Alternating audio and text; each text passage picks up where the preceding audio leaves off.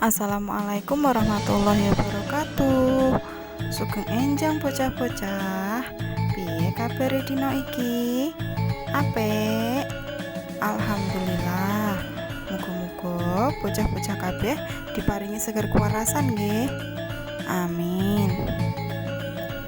Bocah-bocah, ketemu malih karo Bu Guru ing Pasinon Basa Jawa. Bocah-bocah, dina iki awak dhewe arep sinau babagan nyebutke jenenge gamelan. Ayo padha disiapke bukune, pensile lan piranti liyane.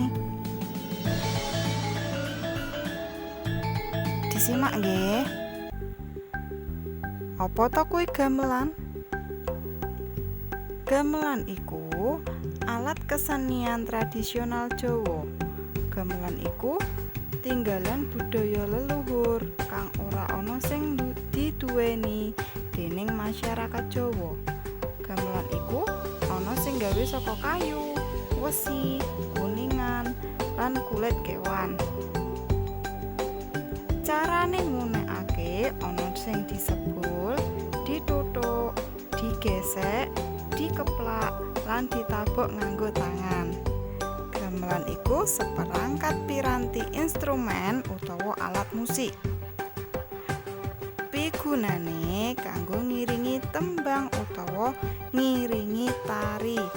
Gamelan iku akeh jenise, yaiku gambang, rebab, suling, siter, ketuk kempyang, gong, bonang, kendang, lan saron.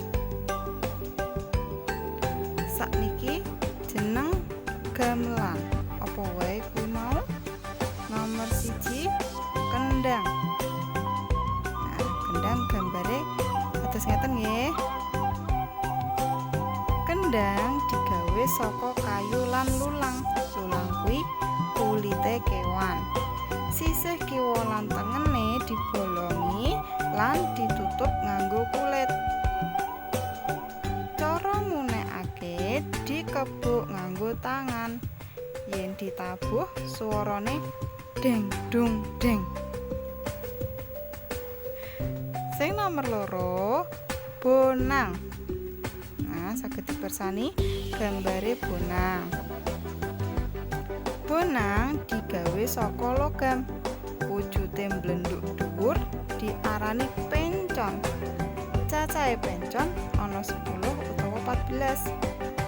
Tabuhe cacahe ana 2. Tabuhe kuwi sing nggo nuthuk, cacahe ana 2. Cara ngunekake yaiku dituthuk. Yen dituthuk suarane nang nang nang. Sing nomor 3 ya kuwi demung. Nah, demung digawe saka wilahan logam. Cacahe wilahan ana 7. Cacahe tabuhane ana 1. Lan cara ngunekake ya kuwi dituthuk. Sing nomor 4 ya kuwi saron.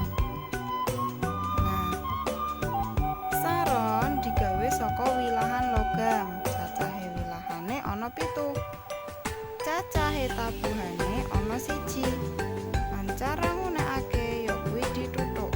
Wujude saron persis demung nanging luwih cilik. Sing nomor 5 yaiku gender. Saged dipersani nggih gambare. Gender digawe saka wilahan logam lan direnteng dadi 1.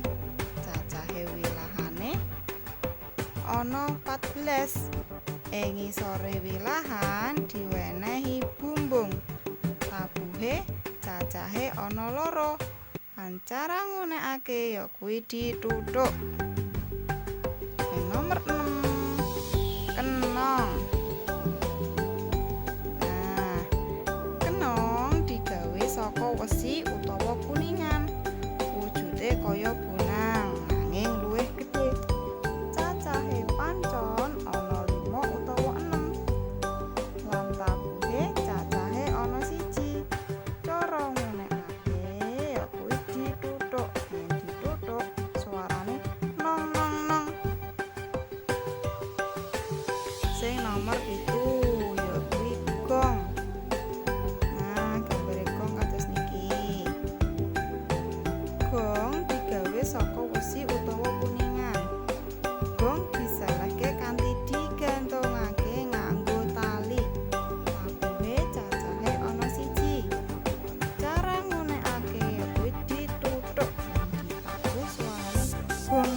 jagung.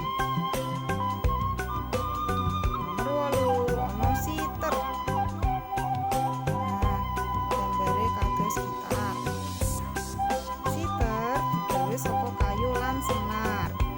Senar dipasang ing sak ndhuwure kotakan kang dibolong. Cara menekake yaiku dipetik nganggo driji jempol loro. Sing nomor 9 ana gambang. Gambang digawe saka kayu. Tabuhe cacahe ana loro. Cara ngunekake ya kuwi dituthuk. Yen ditabuh suarane bung bung bung. Lan sing nomor 10 ana suling. Suling digawe saka pring. Gedene sak jempole wong, dawane kira-kira 2 kilan. Sisih dhuwur digolong 6 lan sisih ngisor digolong 1. Cara ngunekake ya kuwi disebul. Sing bolong 1 disebul lan sing bolong 6 dibuka tutup nganggo driji. Cekap semanten nggih. Pelajaran dinten menika. Sakniki tugase bocah-bocah ya kuwi ana 5 soal kaya biasane. Tugase digarap ana ing buku tulis.